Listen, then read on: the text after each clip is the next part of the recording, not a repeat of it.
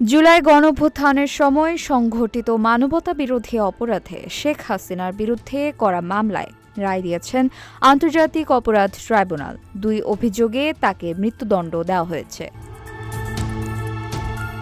আজ সোমবার দুপুর 12:30টার দিকে কার্যক্রম শুরু হয়। 453 পৃষ্ঠার এই রায়ে 6টি অংশ রয়েছে। রায়ে ট্রাইব্যুনাল বলেছেন, শেখ হাসিনা সহ 3 আসামির অপরাধ প্রমাণিত। 2 অভিযোগে শেখ হাসিনাকে মৃত্যুদণ্ড দেওয়া হয়েছে। একটি অভিযোগে সাবেক স্বরাষ্ট্রমন্ত্রী আসাদুজ্জামান খান কামালকে মৃত্যুদণ্ড দেওয়া হয়েছে।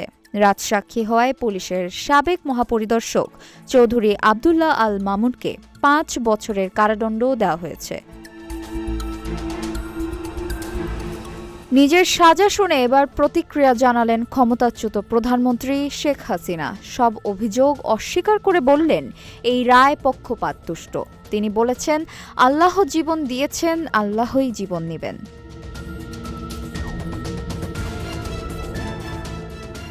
রায় ঘোষণার পর লিখিত বিবৃতি দিয়ে হাসিনা দাবি করেছেন, তার বিরুদ্ধে আনা মানবাধিকার লঙ্ঘনের বিষয়গুলির সপক্ষে কোনো প্রমাণ নেই।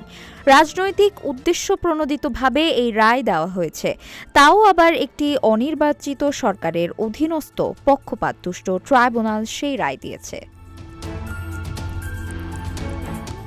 ফাঁসির সাজাও প্রত্যাখ্যান করেছেন তিনি। হাসিনার মতে, এই রায় অন্তর্বর্তীকালীন সরকারে থাকা চরমপন্থী ব্যক্তিদের নির্লজ্জতা ও খুনি মনোভাবের প্রতিফলন মাত্র। বাংলাদেশের শেষ নির্বাচিত প্রধানমন্ত্রীকে অপসারণ করতে এবং আওয়ামী লীগকে রাজনৈতিকভাবে ভেঙে দিতে এই কাজ করা হয়েছে।